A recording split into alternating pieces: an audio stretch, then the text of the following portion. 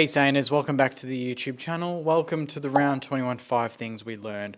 Probably the latest one I've ever done, so I appreciate you guys watching it late. Thanks to MP Brew, Mornington Peninsula Brewery, as always, mpbrew.com.au, check out their stuff. Let's get straight into this. Disappointing, well, that's kind of, to put it in kind words, but it was a bit of a shit show at Marvel today. We lost by, I think, 85 points. Yeah, Brisbane are a very good team, and that's what we want to get to. So let's get straight into my 5 points. Number one, and it's not really something we learned, but I just want to reiterate it. We cannot ignore our midfield woes any longer. We have to prioritise that. I don't care about getting key backs or worrying about the forward line as much. The midfield today, that's as much as I've seen a midfield get destroyed this year by any team. It was class clearances. It was brutal to watch. It was surgical at times by Brisbane. This is the number one priority, whether it's draft, whether it's trade. It is midfield, midfield, midfield. Internally getting the best players in there. We need to sort that out.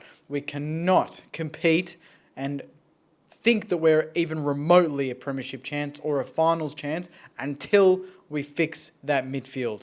We are way off it, and that is 100% the most important thing at our footy club is to get that midfield right. We cannot ignore it. And these games, you know what? I welcome them because it means we don't paper over the cracks. We need to see all the flaws we can to fix those flaws. We don't see them, and then we pretend they're not there. I like that we can see them, and we know where we need to fix it. Number two, positive. I thought McLennan was good in his debut. I thought he was actually really good in the back half. He looked clean. He put his body on the line a few times. Played it really basic, but hit the targets. His handballs were good. I don't know what his total possessions was, but not a bad debut considering, the amount of pressure that backline felt overall, and he was part of it. So I thought he handled himself well as a young kid. So good job, Angus. Number three, Rowe is so good around the ground. But do we need to pursue a tap Ruckman? Do we need to look at something else? He's so good. He's almost another midfielder.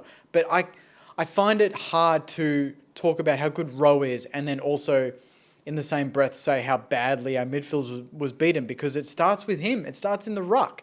What's the tap work like? What's the tap to clearance ratio? What's that hit out to advantage? That's what everyone talks about. I know it's a bit of a fluff stat sometimes because it's all about the midfielders and where they position themselves as well.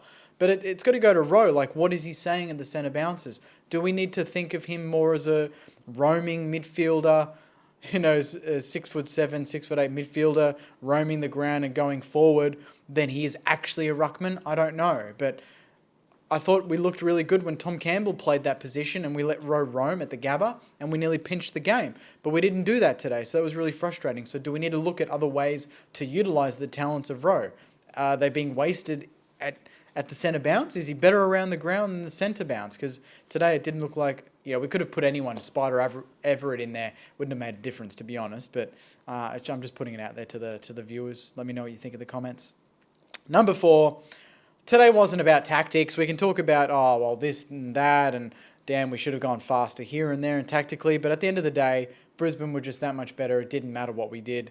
We were really off, and I don't think it was us reverting back to a particular style or anything. I think we still tried to play the way we've played the last 2 weeks. It's just that, firstly, we were way off it and we didn't execute it. And secondly, we were playing the best team in the competition and they didn't allow us to do it. And we didn't, thirdly, from that point, we didn't really have any other gears to go to. We didn't have any other method to try and beat what they had thrown at us, and we just completely panicked, and at the end of the day they feasted on that. So there's multiple facets to that one, but today wasn't really tactical. It was just they are better, player for player, they are better.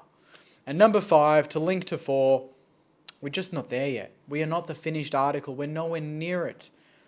We've got so many players on this list that I know that Ross would be questioning, are they going to be part of the long-term plan? And come the off-season, it's going to be a very active off-season, whether it's getting players in, players leaving. What do we do with the draft? If we get multiple first-round picks, we're going to get the two best mids. There's so many layers to this. We are nowhere near it because we are not done. You can't be near it if we're not the finished article. If the team's at 50%, that's where we're at. we're 50%. You know, we're going to win some, we're going to lose some. That's it. If the team's 80, 90%, we're going to be right up there. We're going to be a good team. But we're not there yet, so I'm trying to be realistic about this. I am really upset at the way we lost today and the margin. I really expected us to challenge and be a very difficult team to beat against Brisbane.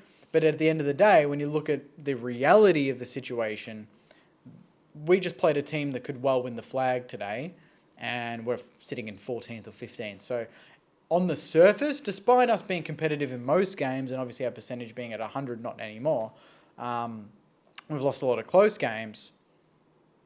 You look at it and you think, that's first, that's the best team in the comp beating 14th by 85 points. Okay, yeah, that makes sense, you know?